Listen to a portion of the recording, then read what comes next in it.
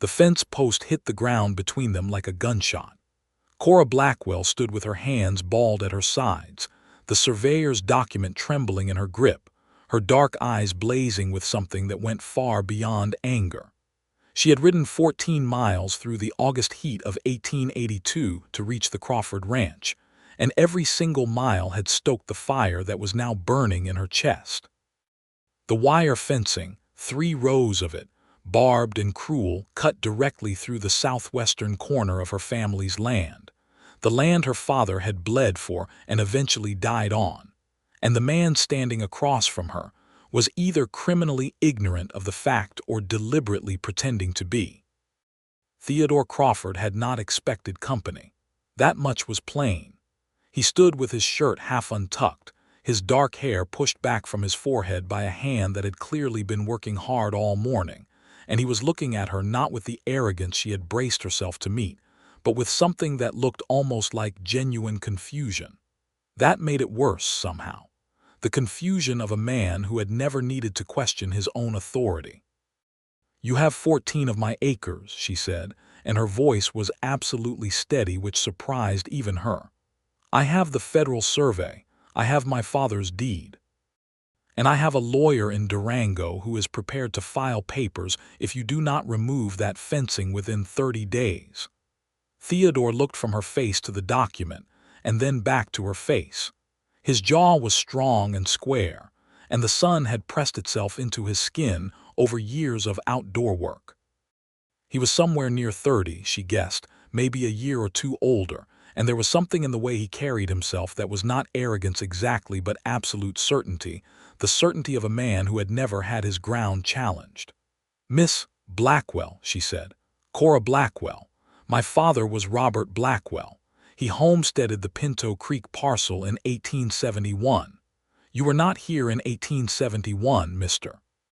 Crawford. Your family did not arrive until 1876. The survey precedes you."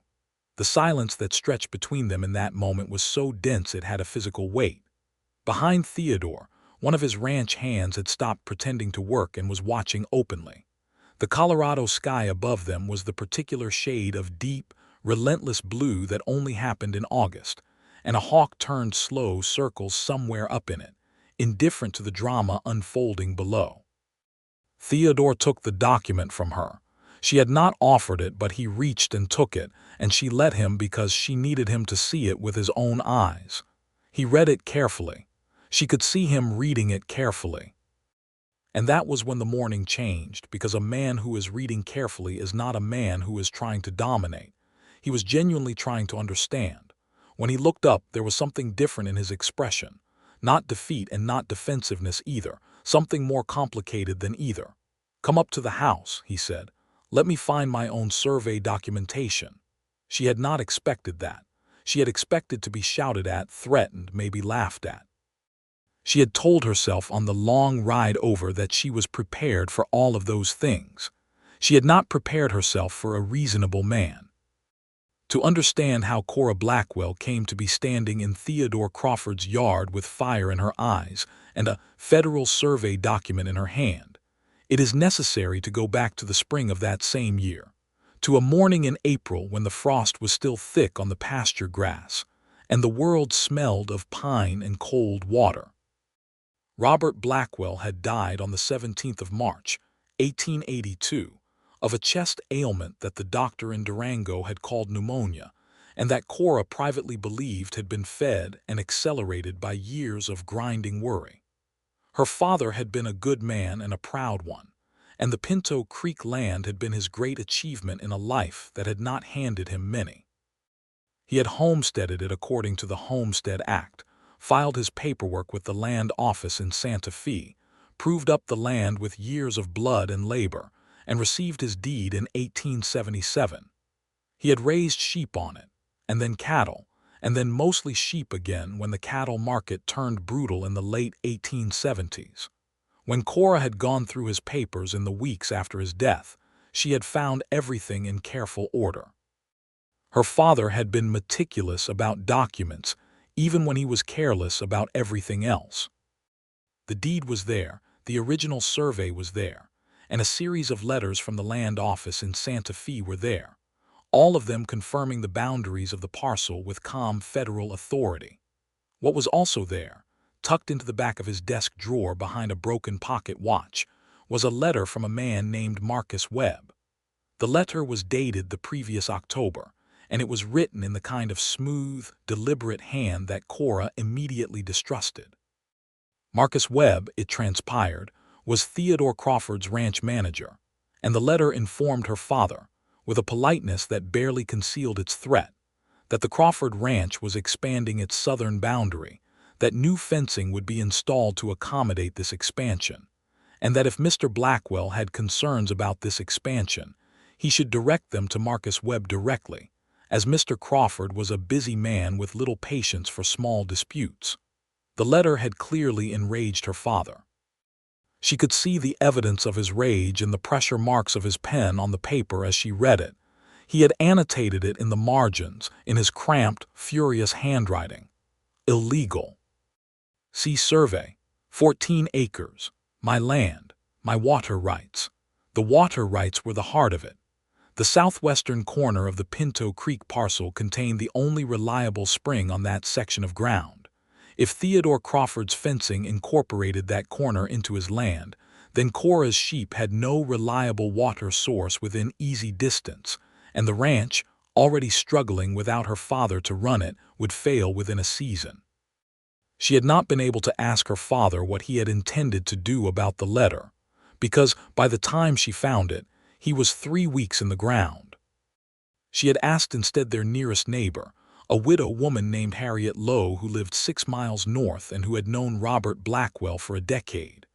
"Your father went to see that Crawford man last November," Harriet told her over coffee, her weathered hands wrapped around a blue enamelware cup. "Came back in a state. Said the ranch manager, that Webb man, had refused to let him pass the gate. Said Mr. Crawford was not available. Your father believed it was deliberate, and I expect he was right." Cora had sat with that information for 3 weeks before she decided what to do with it. She had written to the lawyer in Durango, a man named Arthur Finch who had handled her father's estate. Finch had confirmed what her father's documents showed. The fencing was illegal. It encroached on Blackwell land by an estimated 12 to 15 acres. She had legal standing to demand its removal.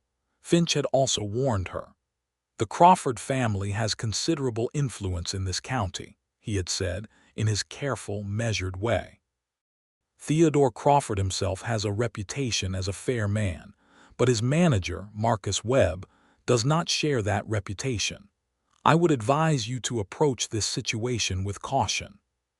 Cora had thanked him for his advice, and then done exactly what she had already decided to do, which was ride to the Crawford ranch herself, without sending a letter first, because she did not want to give Marcus Webb any opportunity to intercept her communication. So she had arrived in Theodore Crawford's yard on an August morning to find not the polished, imperious cattle baron she had imagined, but a man in a dusty shirt who read survey documents carefully and invited her up to the house. The house itself was larger than she had expected, a 2-story structure of local stone and timber that had clearly been built in stages, each addition suggesting a different season of prosperity. The porch was wide and well-made, with a rocking chair that had seen years of use. Inside, the main room was functional and clean, with the particular tidiness of a man who lived alone and had taught himself order because disorder cost him time. Bookshelves lined one wall, real books, not just almanacs, and there was a good iron stove and a long oak table that had been scarred by years of maps and paperwork. Theodore went directly to a filing cabinet that stood against the far wall and began pulling folders with the efficiency of a man who knew where everything was. Cora stood near the door and waited, watching him. He moved well. She noticed that with the irritated awareness of someone who does not want to notice such things. "Here," he said, spreading a document on the table. "This is the survey my father commissioned in 1877. She crossed to the table and looked.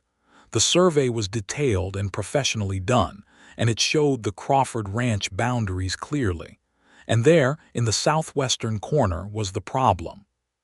His father's survey showed the boundary line running along what was identified as Pinto Creek itself, but her father's federal survey, which predated the Crawford survey by 6 years, showed the boundary running 20 yards east of the creek, which placed that particular curve of water and the spring that fed it squarely on Blackwell land. "Your father's surveyor used the creek as the boundary line," Cora said, keeping her voice level. "But the federal survey shows the legal boundary east of the creek."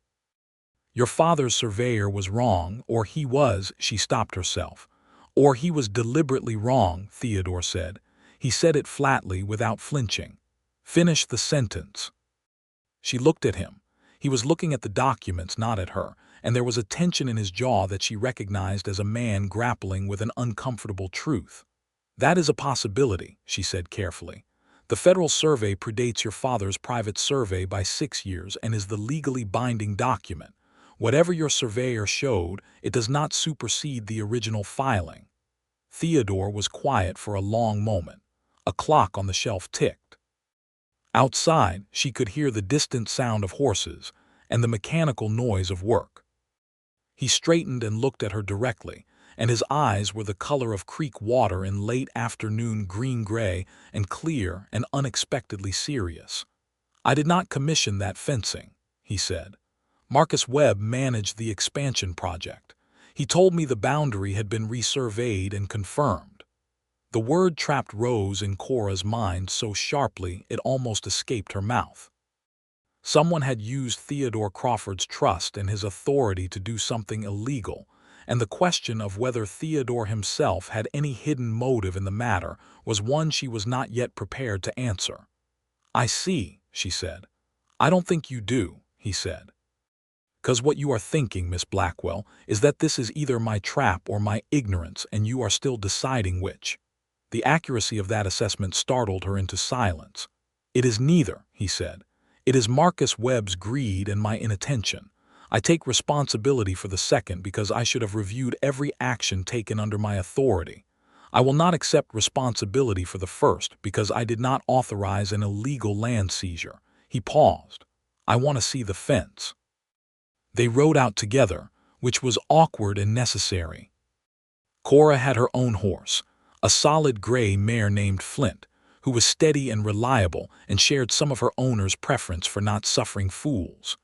Theodore rode a large bay that moved with an easy power that suggested a good line of horses.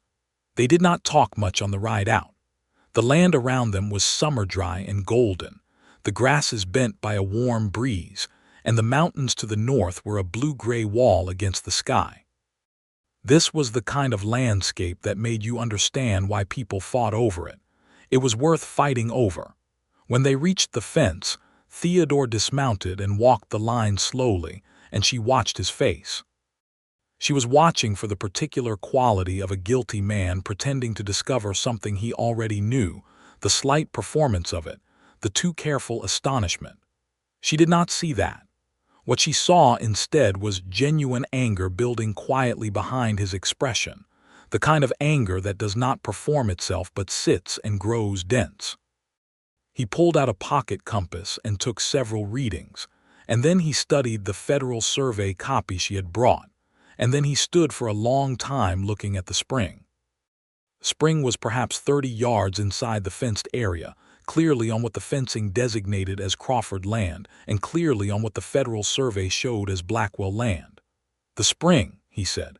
"The spring," she confirmed. "My sheep cannot graze the southern pasture without it." He turned to look at her, and there was something in his expression that she had not seen from a man in some time, if ever a quality of direct and uncomplicated honesty. "Miss Blackwell, this fence needs to come down." She had prepared herself for a long battle. She had prepared herself for lawyers and months of correspondence and possibly a court filing. She had not prepared herself for this. "All of it," she said. "All of it on this section," he said. "I'll have my men pull the posts within the week. I'll draw up a document acknowledging the Federal Survey as the legal boundary and have it witnessed and filed with the county. If you want your lawyer to review it, that is your right." She studied him for a long moment, searching for the trap in this, because there was always a trap, wasn't there? Her father had taught her that men with power did not simply acknowledge their wrongdoing and offer remedy. They bargained, they delayed, they used the slow, grinding weight of their advantage. "What do you want in exchange?" she asked. He looked genuinely puzzled. "I don't want anything in exchange. It's your land. Wanting something for returning stolen property would make me a thief twice over." She did not know what to do with that. "Why has Marcus Webb not mentioned this dispute to you?" she asked. "My father wrote to him, or tried to. He tried to visit in November. He was turned away at your gate." Theodore's expression shifted and darkened. "He was turned away at my gate. That is what I was told." Theodore was very still for a moment. Then he turned and looked back toward the ranch house, which was visible as a distant pale shape against the hills. "No," he said, more to himself than to her. "No, I was not told about that." It was the beginning of something, she would later realize. Not just the land dispute, but the understanding of what had been happening at the Crawford Ranch in the shadow of Marcus Webb's management, and the beginning of a question that would take weeks to fully answer. She rode home that evening with no promises made but no war declared either, which was considerably better than she had expected. She told her farmhand, a quiet old man named Percy Dunmore who had worked for her father for 12 years and then simply continued working for her without discussion, what had happened. Percy listened, whittling something small and intricate, and then said, "That Crawford man. He have the look of someone you could trust." "I don't know yet," Cora said honestly. Said Percy, and returned to his whittling. Theodore Crawford spent the evening of that day doing something he had not done in a long time, which was sitting alone on his porch after dark and thinking about the shape of his life. He was 31 years old. He had inherited the ranch 4 years earlier when his father died of a bad fall from a horse, and he had spent those 4 years working with a single-minded intensity that left little room for reflection. The ranch had grown. The cattle herd had expanded. He had hired good men, or so he'd believed, and delegated the management details to Marcus Webb, who had come with strong recommendations and an impressive grasp of ranch logistics. He was sitting with the cold knowledge that he had been foolish. Not malicious, not greedy, foolish. He had trusted Marcus Webb's reports without verifying them himself, and somewhere in that space of unverified trust, a wrong had been done to a family that could not afford to absorb it. Robert Blackwell had died, his daughter had told him in March. The man had spent his last winter knowing that his southwestern spring was being fenced away from him, and that the powerful neighbor next door was either orchestrating the theft or refusing to be accessible about it. That sat in Theodore's chest like a stone. He went to find Marcus Webb the following morning before breakfast. Webb was a compact, controlled man in his mid-40s, with the manner of someone accustomed to being the smartest person in any room. He had, Theodore was now realizing, cultivated that impression carefully. "The Blackwell property," Theodore said, without preamble. "Tell me about the fence we put up on the southwestern section." Webb did not flinch, which told Theodore something. A man who had done nothing wrong would have needed a moment to remember what you were referring to. Webb did not need a moment.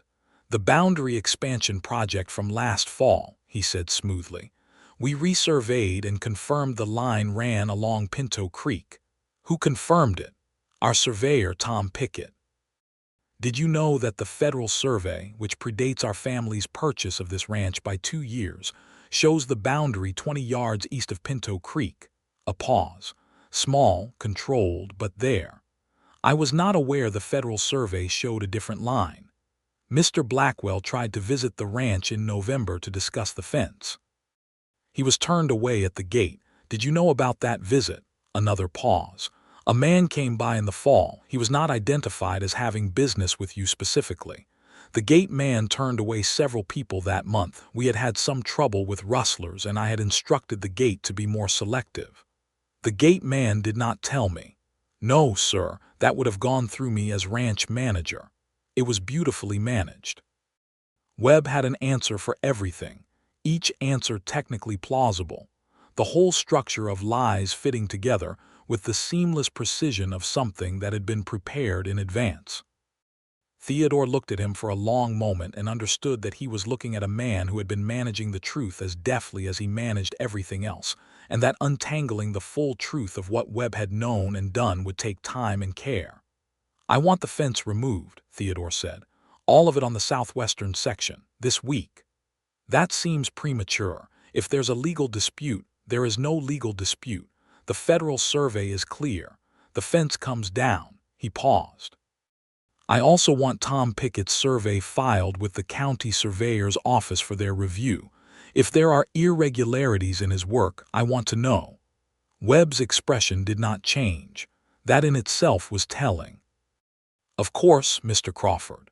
It would be 3 days before Cora Blackwell received a short letter, delivered by one of Crawford's ranch hands, informing her that the fence removal had begun and would be complete by the end of the week, and that Mr. Crawford would appreciate the opportunity to meet with her, and a witness of her choosing to sign the boundary acknowledgement document he was preparing.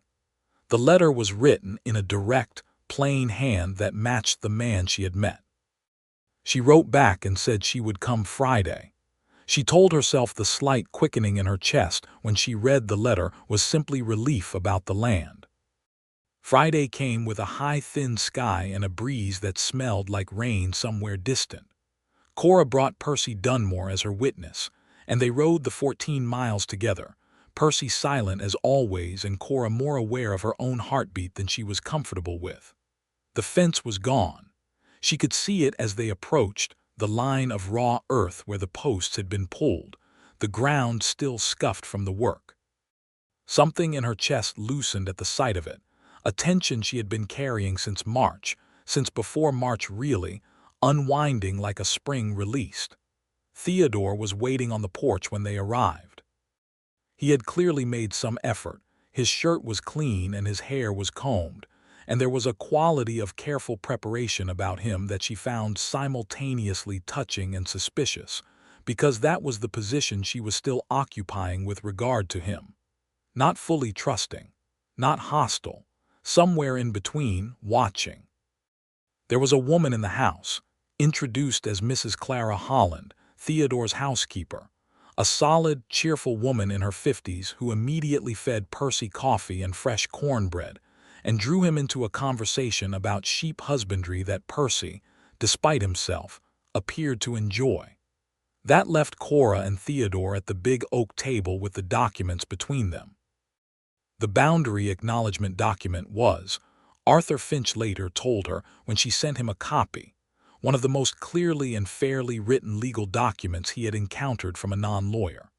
It acknowledged the federal survey as controlling, confirmed the boundary 20 yards east of Pinto Creek, specifically acknowledged the spring as falling within Blackwell land, and included a formal apology for the unauthorized encroachment. It was witnessed. Notarized. Theodore had brought a notary from the county seat specifically for this purpose, and within 10 days it was filed with the county recorder's office. But that came later. In the moment, sitting at the table while the late morning light came through the western window and fell across the documents between them, Cora Blackwell looked up from reading the document and found Theodore Crawford looking at her with an expression she had not expected to see on anyone's face in a long time, and certainly not on the face of a man she had arrived to threaten with legal action 3 days ago. He was looking at her with admiration. "You rode 14 miles, he said.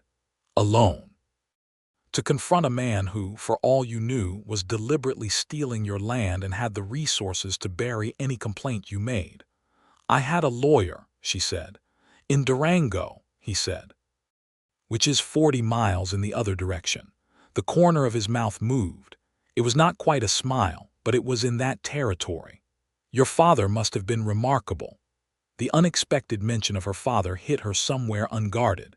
She had been holding herself so carefully composed for months through the grief and the fear and the practical terror of running a sheep ranch alone, that the simple acknowledgement of Robert Blackwell's legacy slipped through her defenses before she could stop it.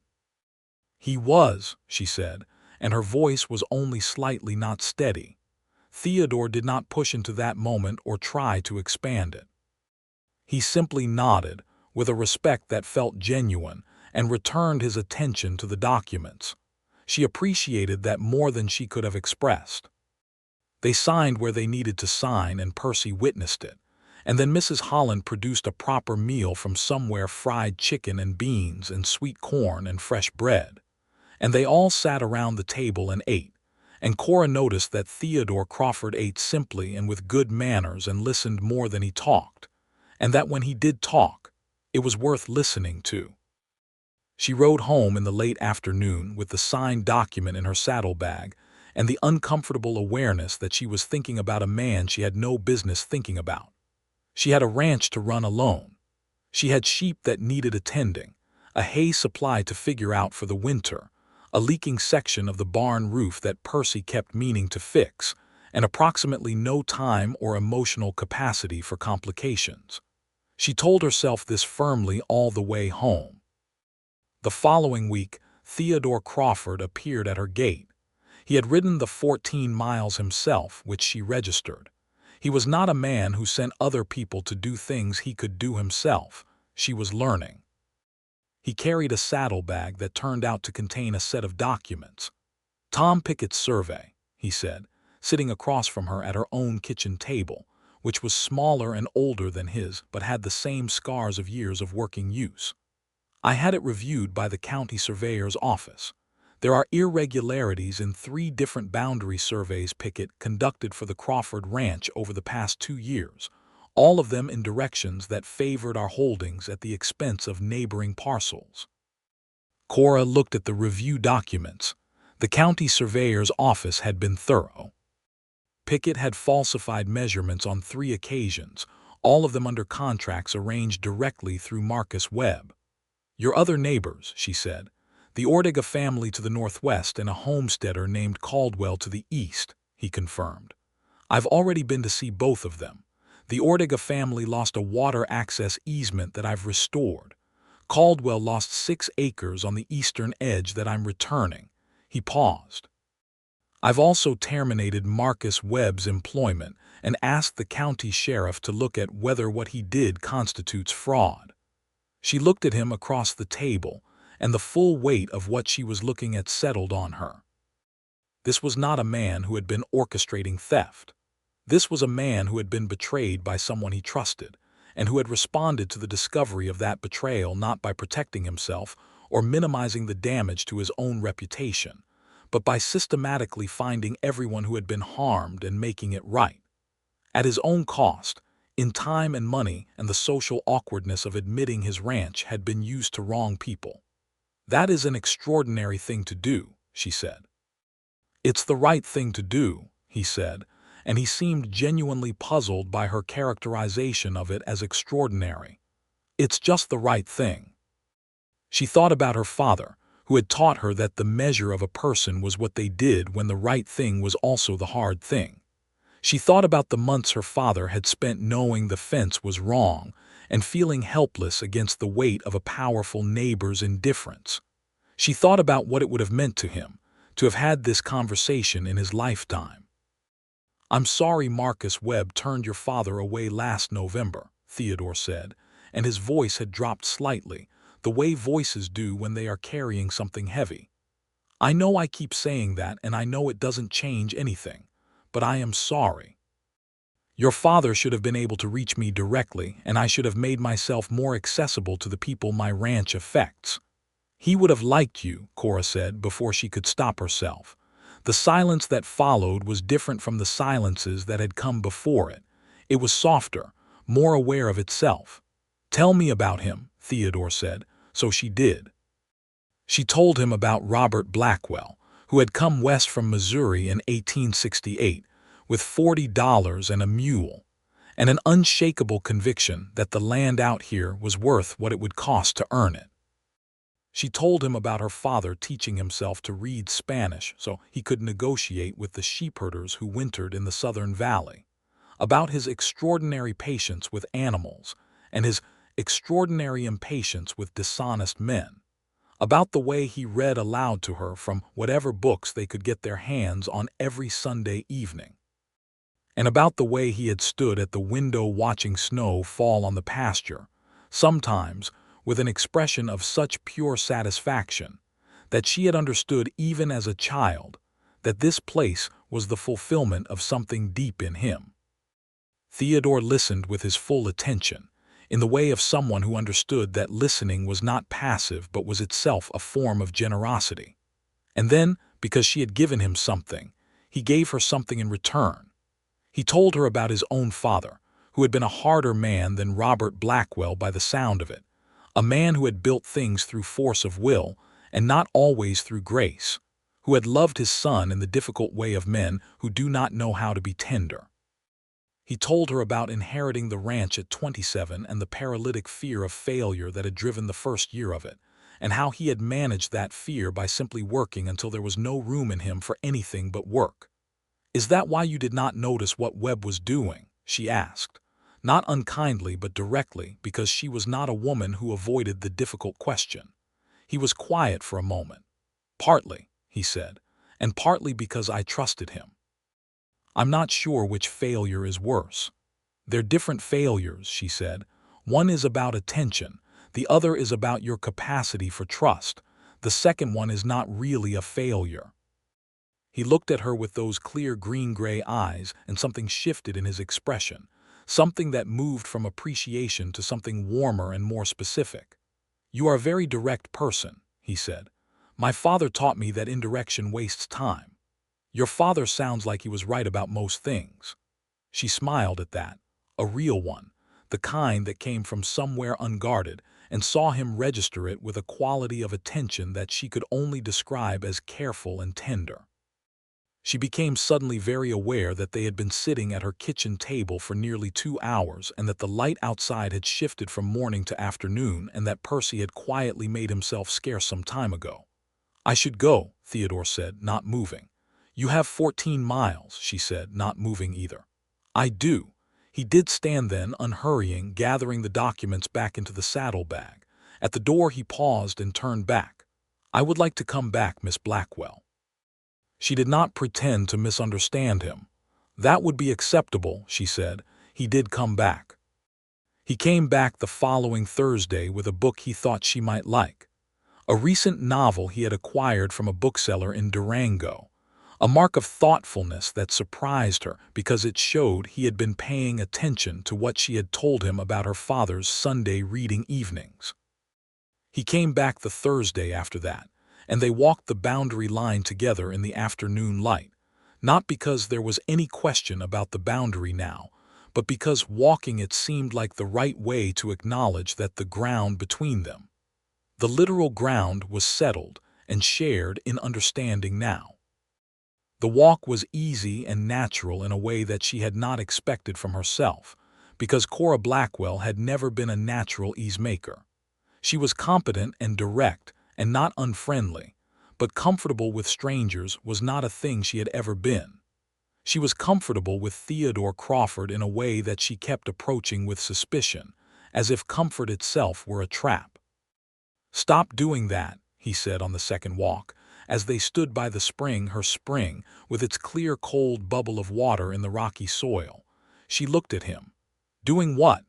"Deciding that something is dangerous right at the moment you are about to enjoy it." The precision of it landed somewhere tender. "I don't know what you mean," she said, which was not true. "Yes, you do," he said gently. "You have been watching for the hidden motive since the first day I met you, and I understand why. You came here expecting a fight and you did not get one, and the absence of the expected thing is harder to navigate than the expected thing itself. But Miss Blackwell, Cora," it was the first time he had used her name, and he said it like he was being careful with it. "I don't have a hidden motive. I'm just a man who is very glad you rode 14 miles that August morning." She stood at the edge of the spring and looked at the water welling up from the earth, cold and clear and reliable, and felt something loosen in her that had been wound tight for so long she had stopped noticing the tension. "I'm glad I did too," she said. The autumn came on gradually, the way it did in that part of Colorado, the mountains going gold and rust, and then the first morning frosts, the grass going pale, the light changing its angle and color. Cora moved her sheep to the southern pasture, and they drank from the spring freely. and watching them do it gave her a satisfaction that was partly practical and partly about justice, and partly about something she did not yet have words for. Theodore came most Thursdays, sometimes on horseback and sometimes in his wagon, and they developed a rhythm of conversation that built on itself, each visit adding to the structure of what they knew about each other.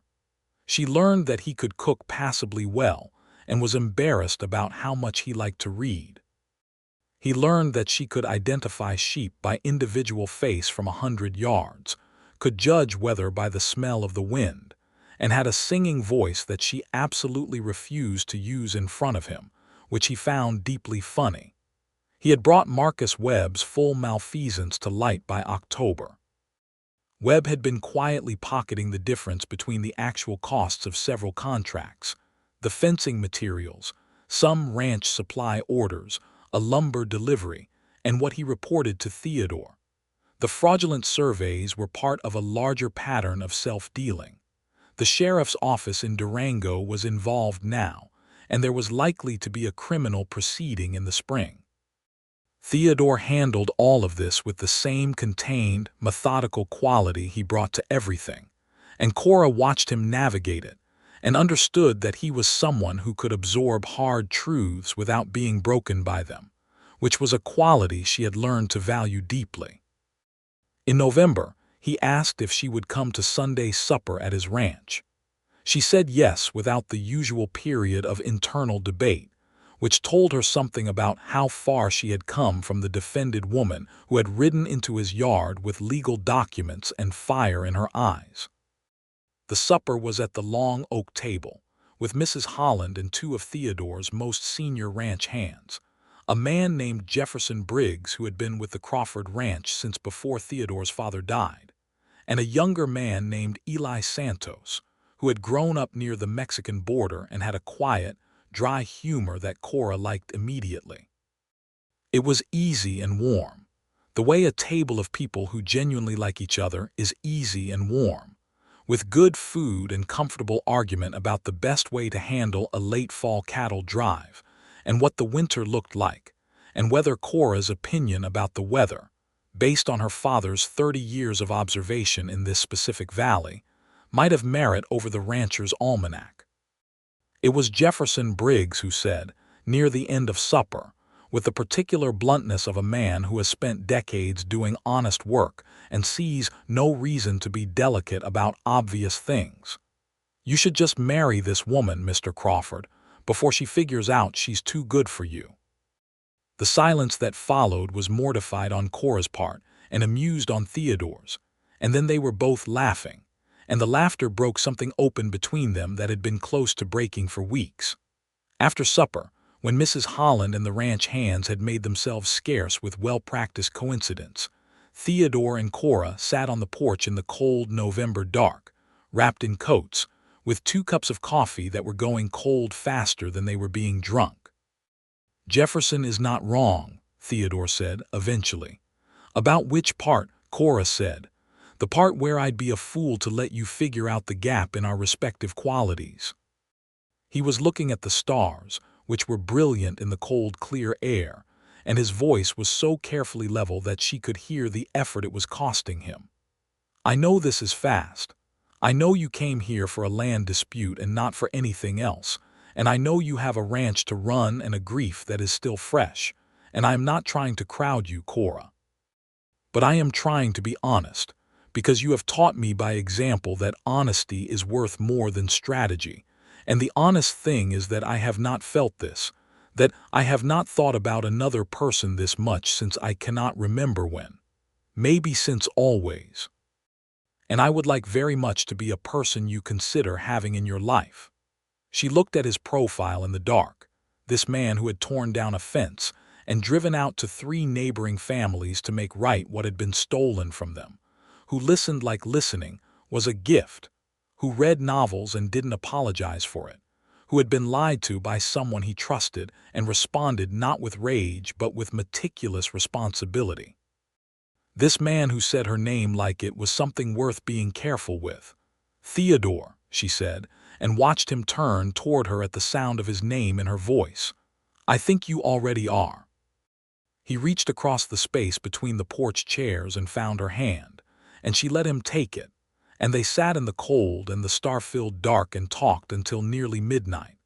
And when she rode home through the November night with Flint sure-footed in the starlight, she was smiling in the dark where no one could see it. The winter of 1882 to 1883 was a hard one. The way Colorado winters could be hard, not consistently brutal, but punctuated by storms that came fast and heavy, and left the world white and quiet and treacherous. The first real storm hit in late November and lasted 3 days, and Cora and Percy spent those 3 days keeping the sheep alive and the water from the spring flowing, breaking ice in the troughs twice a day, moving the flock into the barn during the worst of it. Theodore came when the storm broke with 2 of his ranch hands and a wagon loaded with hay, because he had heard from Jefferson Briggs, who had heard from Mrs. Holland, who had heard some way or another that the Blackwell ranch's hay supply was thinner than it needed to be for a hard winter. He arrived without announcement, and without any of the complicated dance of masculine authority over the assistance he was offering. Just brought the hay and put it in the barn, and then sat in her kitchen and drank coffee, while Percy told him exactly how he thought the hay should be stacked, and Theodore agreed that Percy was probably right. She watched him take direction from her elderly farmhand with uncomplicated good grace, and something in her completed a turn she had been making for months. After Percy had gone to see to the horses, she said, "You did not have to do that." "Of course not," he said. "I wanted to. The hay is not free. Consider it a neighborly gesture. Theodore." Cora, she looked at him across the kitchen, this man in his hay dust-coated coat with the cold still in his cheeks, and the thing she had been not saying for weeks arranged itself into something that could be said. "I would like you to court me properly," she said. "If that is what you are doing, I would like to be sure that we are both certain about what this is." He put down his coffee cup very carefully. "I am courting you," he said. "I have been courting you since October at the very least, possibly since August, which I recognize was perhaps previous to a reasonable moment. But there was something about the way you stood in my yard with that survey document and didn't flinch that—" He stopped, tried again. "Yes, I am courting you, with your permission and your awareness and your full agency in the matter." She nodded, feeling something settle in her like the settling of good ground after a long rain. "Good," she said. The courtship was formal in the ways that 1882 demanded, and informal in the ways that 2 self-sufficient people in their 30s made it. There were Sunday suppers, at both ranches alternating, and Thursday rides when the weather allowed, and the exchange of letters when it did not, letters that began correctly and then became something else over the winter months, something more honest and more searching, more willing to reach into the difficult interior things that neither of them would have said easily face to face. His letters were direct and unexpectedly literary for a cattle rancher.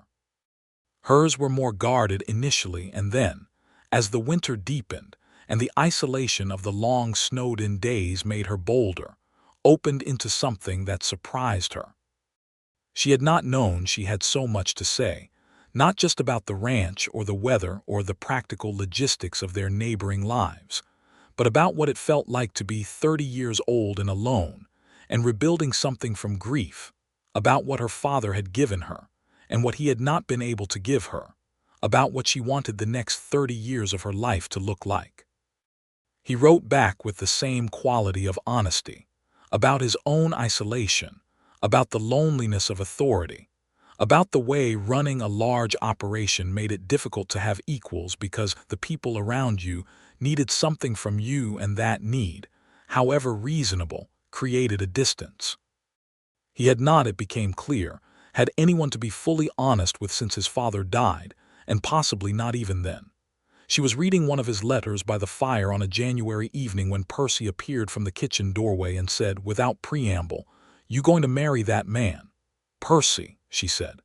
"Just asking," he said. "Because your father asked me to look after you, and I can't do that forever, so I'd like to know you've got someone who will after I can't."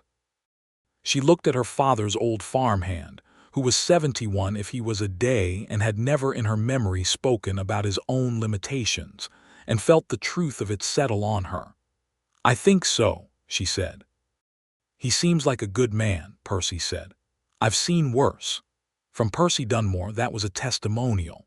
Theodore asked her to marry him in February, on a clear, cold afternoon when they were standing at the spring that had started everything, watching the water come up cold and clear from the earth and thinking, or so he told her, about how it was the stubbornness of that spring, its refusal to be fenced away, that had brought her into his life. He did not kneel, because the ground was frozen, and he did not think either of them was the type for theatrical gestures, and what he said was, "Cora Blackwell, I would like to spend the rest of my life trying to deserve the fact that you trusted me when you had excellent reasons not to. Will you marry me?" She said yes. She said it without hesitation and without qualification, which was unlike her in almost every other area of her life, and the absence of hesitation told her more clearly than anything else that she had been moving toward this answer for months. They were married in April of 1883 in the small church in the town of Ridgway, which was the nearest town of reasonable size to both ranches, on a morning when the weather was almost criminally beautiful, the aspens just leafing out and the sky a deep, impossible blue, and the mountains still snow-capped above the green foothills. Percy Dunmore walked her down the aisle, which he did with the stoic dignity of a man who had been asked to perform a task that mattered enormously and intended to perform it correctly. Mrs. Holland was Theodore's witness. Jefferson Briggs and Eli Santos sat in the front pew looking pleased with themselves, as men do when they feel they have contributed to an outcome even when they have only contributed opinions. The ceremony itself was simple, and they had both chosen it that way. The minister read the words. They said the words. And when Theodore took her hands, it was with the same quality of careful attention he had brought to everything since the beginning, like her hands were something worth being careful with. She looked at him through the ceremony with the clear-eyed directness that was her most natural mode of engagement, and saw him looking back with the same steady attention. And between them was the full weight of the past 8 months. The 14 miles ridden in August heat, the fence pulled from the ground, the letters written by firelight in the winter, the careful and deliberate construction of trust between two people who had each, in different ways, been taught to be careful about trusting. After the ceremony, they held a modest supper at the Crawford ranch house, which was the larger space, with tables set up in the yard in the April warmth. The Ortega family from the Northwest came, Domingo and Maria Ortega and their 4 children, because Theodore had made right what had been taken from them too, and the making right had grown into a genuine neighborly friendship. Old Caldwell came, a bachelor farmer in his late 50s with calloused hands and very little to say, but a quality of warm goodwill that expressed itself through a handshake like a vice, and the best bottle of whiskey anyone had seen in the county. They danced.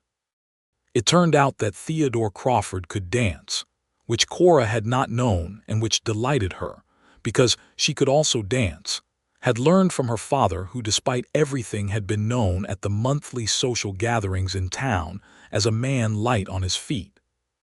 They danced in the April evening while Jefferson Briggs played fiddle with unexpected skill, and the mountains went pink and then purple in the sunset. And Cora thought about her father and was not entirely sad, because she could feel in the celebration around her that he would have been genuinely, wholeheartedly happy about this. She moved to the Crawford ranch in May, but not without some careful negotiation, because the Pinto Creek land was not something to be simply absorbed into a larger operation. She and Theodore spent several evenings at the table working through the practical logistics. Percy would continue to oversee the Blackwell sheep operation, with a young man from Ridgway named Tom Garrett hired on to assist him, and Cora would manage it from the Crawford ranch as an independent operation under the Blackwell name.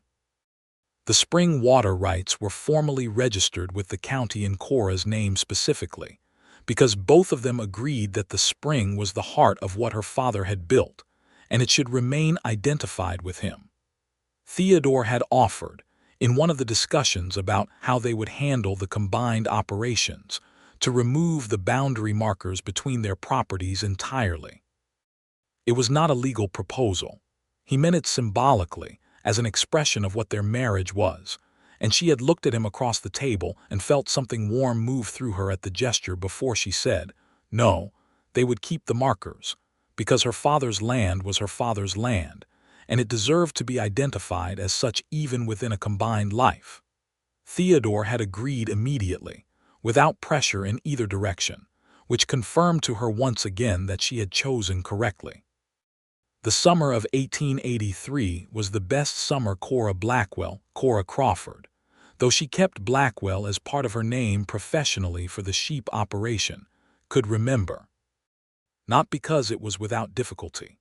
There was the normal difficulty of any working ranch, a dry July that made everyone anxious until the August rains came, a problem with the sheep that turned out to be a mineral deficiency Percy diagnosed and resolved, a disagreement with a neighboring rancher about grazing rights on common ground that Theodore resolved through negotiation rather than confrontation, which was his preferred method when it was available.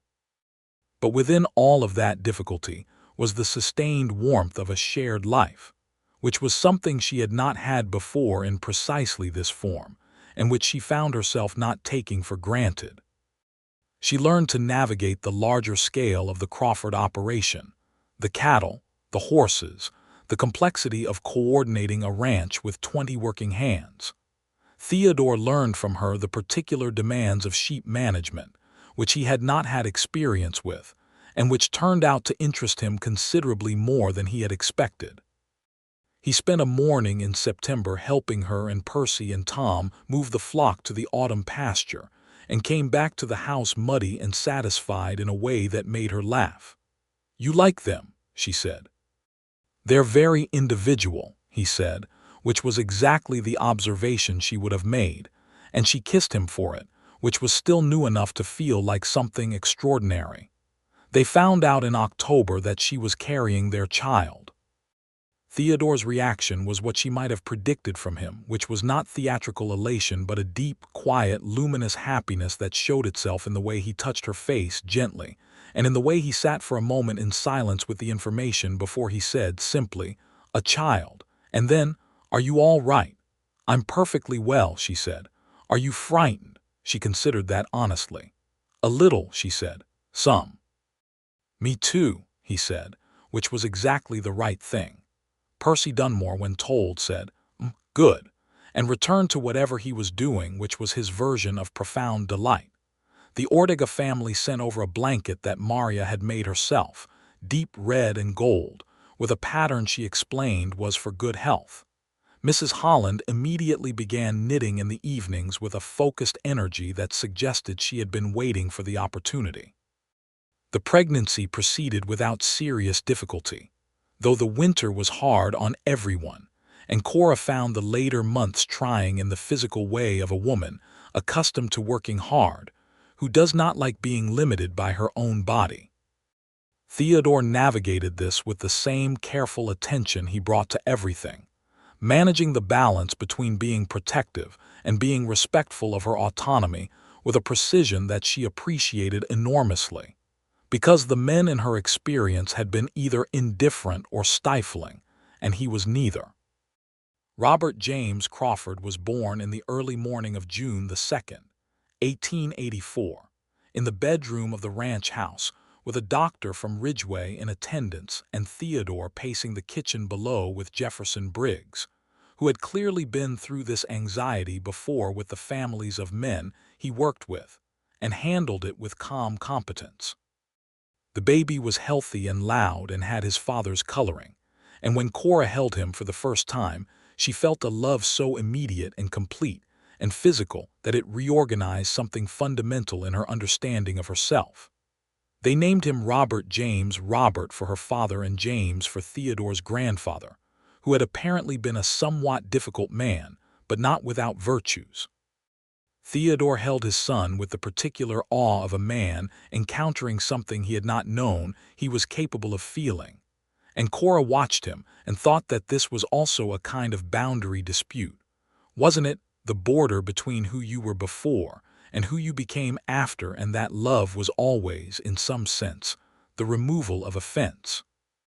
The Marcus Webb proceedings concluded that summer in Durango, with Webb found guilty of fraud and breach of fiduciary duty, and sentenced to 2 years in the territorial prison at Canyon City.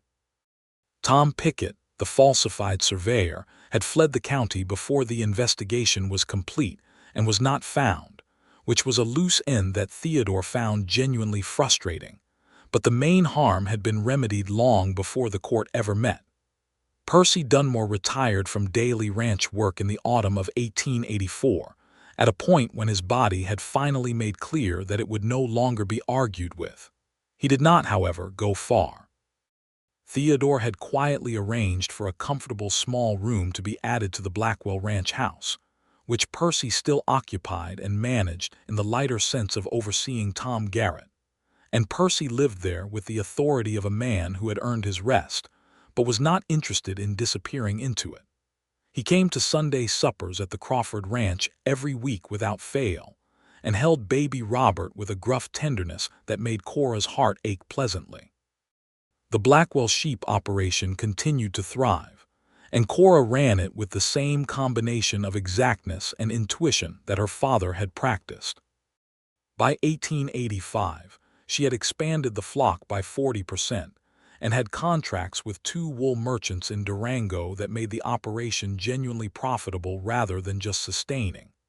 She kept meticulous accounts, as her father had, and she kept them in her own name, because the independence of a thing you have built yourself is not diminished by loving someone. Theodore's cattle operation had recovered from the disruptions of the Webb years and was performing solidly, and the 2 operations together, run as a partnership of equals across adjacent land, made the combined Crawford-Blackwell enterprise one of the more stable and well-regarded ranches in the county. They were known, among their neighbors, as people you could trust, which in that part of Colorado in those years was not a small thing to be known as. Their second child, a daughter they named Ruth Eliza, was born in February of 1886, in another hard winter, arriving efficiently and with an apparent impatience to begin existing that her parents recognized as a family trait. She was a determined infant and a determined toddler, and showed every sign of becoming a determined person, which pleased Cora in a way she recognized was perhaps not entirely objective. Robert, at nearly 2, greeted his sister with the cautious interest of a small person confronting a competitor, and eventually reached a détente with her that expressed itself in an unexpected protectiveness, taking her hand when she toddled and standing between her and the dogs until she was old enough to make her own peace with them. Jefferson Briggs retired from active ranch work in 1887, at the age of 63, with a ceremony that Theodore organized in his typical understated way. A good supper, heartfelt words, a generous severance that Jefferson accepted with the dignity of a man who had given his working life honestly and was not embarrassed to receive what he had earned. He remained in the area, with a small house in Ridgeway that Theodore had helped him purchase, and was a regular presence at the ranch for years afterward. Eli Santos stepped into a senior management role and proved excellent at it, bringing to the organizational work the same quiet competence and dry humor he had brought to everything else. Cora liked working with him, found his judgment sound and his manner straightforward, and the 3 of them, Cora, Theodore, and Eli, built the management of the combined operation into something that ran with real efficiency. There was a morning in the spring of 1887, a May morning with the aspens in full leaf and the pastures green after a good wet April, when Cora stood at the spring, the stubborn, cold, certain spring that had started everything, and looked out over the land that was hers and her father's and her children's, and in some fundamental sense also Theodore's now. She was 35 years old. She had buried her father and ridden alone into a powerful man's yard to demand justice, and found something she had not been looking for. She had built something, not just kept something alive, but genuinely built it, and she had done it in partnership with a man who had known from the beginning that her independence was not a problem to manage but a quality to honor. Theodore came and stood beside her. He had the particular quiet that meant he was feeling something large and not quite sure how to hold it, the quiet she had learned to recognize in 4 years of watching him. "What are you thinking about?" she asked. "Your father," he said. "What he built here, what we've built from it." He paused, whether he would be satisfied. She thought about Robert Blackwell standing at the winter window watching snow fall with the expression of pure and earned satisfaction. She thought about 14 miles ridden in August heat, and a fence pulled from the ground, and a legal document filed with the county, and a letter written by firelight in January, and a man who said her name like it was worth being careful with. "Yes," she said, "I think he would." Theodore put his arm around her, warm and certain, and she leaned into him with the complete physical ease of a woman who has found the right place to lean. And the spring came up cold and clear from the earth between the rocks, as it had come up for longer than either of them had been alive, and would come up long after them, stubborn and reliable and profoundly its own. They stood there for a while, not talking, because there was nothing that needed to be said that the land was not already saying in its particular language of light and water, and the smell of green things growing. Later that afternoon, Cora sat down at the oak table, her table now as much as his, scratched and scarred by years of maps and accounts and correspondence and meals, and opened the accounts book and began the work of another season. Through the window she could hear Robert in the yard asking Eli Santos an endless question about horses, and Ruth's clear, imperious voice directing one of the ranch dogs somewhere, and from upstairs some domestic sound that was Theodore doing something useful, as he always was. She thought about a woman who had ridden 14 miles in the August heat with fire in her eyes and fear in her chest, and a federal survey document in her hand, who had found a man who tore down fences rather than defend them. And she thought that the most unexpected and most important boundary that had been removed in all of it was the one she had built around herself. The careful, defended perimeter of a woman who expected the world to fight her for what was hers, and had not expected to find someone who simply handed it back. The accounts book was full of numbers that told the story of 2 ranches becoming one operation, and then becoming something larger than either had been alone, the way that the best partnerships do. She worked through the afternoon with the particular pleasure of work that means something, that is yours and earns its place in the world. And when Theodore came down in the early evening and stood behind her chair and read over her shoulder in the comfortable intimacy of people who have nothing to hide from each other, she reached back and found his hand without looking, and he took it. And they stayed like that while the evening light came through the window and fell across the numbers and the years they represented. Some years later, 1891, when Robert was 7 and Ruth was 5 and the youngest, a second son named Henry Percy Crawford, named for Percy Dunmore, who had died peacefully in his sleep in the winter of 1889, was a solid and cheerful 2-year-old with his grandfather's knack for quiet observation. A young couple came to the county looking for land. They were newly married, the wife a slight and nervous young woman from somewhere east, and the husband a hopeful young farmer who had heard there was opportunity in Colorado. They got the direction wrong and ended up at the Pinto Creek boundary looking confused, and Cora was the one who found them. She helped them find their bearings, gave them a meal and information about land availability in the county and the name of the honest land agent in Ridgeway as opposed to the dishonest one, and sent them on their way with a bag of provisions and directions that would not get them lost. Theodore found her watching them ride away down the Pinto Creek track. "New arrivals," she said. "We should have them to supper when they're settled," he said. "Yes," she said. "We should." This was who they had become. The people other people came to for help, the reliable ones, the ones who had been here long enough to know things and were generous enough to share what they knew.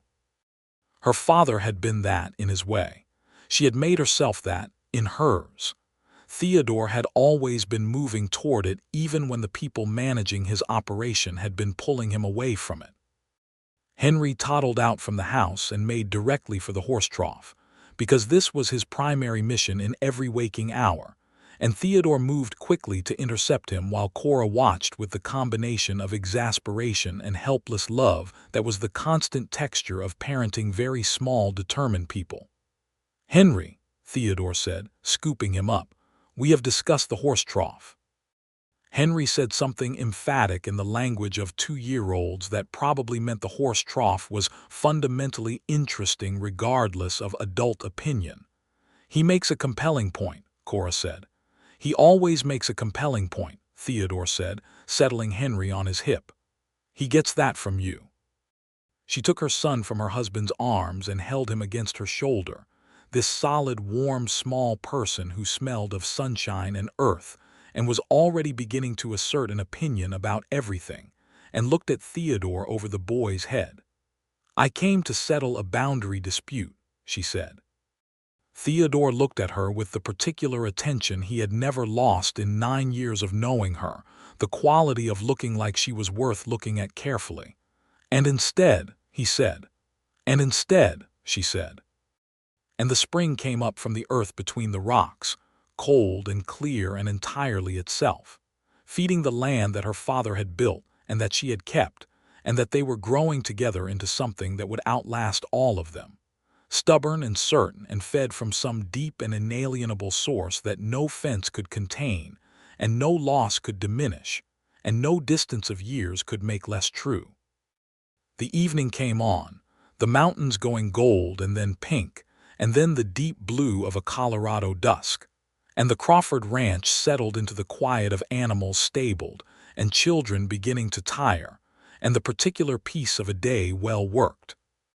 Inside, the lamp was lit and the table was set, and Mrs. Holland was doing something that smelled like heaven from the direction of the kitchen, and Robert was telling his sister something she was vigorously disagreeing with in the way that would be the pattern of their relationship for decades to come, and Henry had fallen asleep against Cora's shoulder before they even reached the porch steps.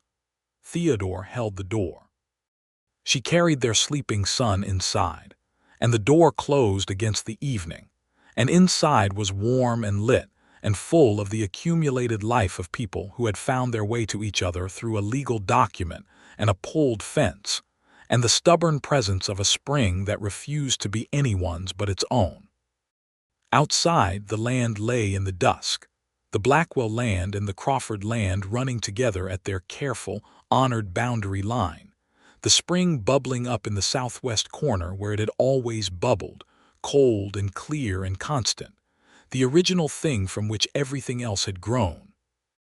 Percy Dunmore's spirit, if such things linger near the land where a man gave his years, would have found everything in order.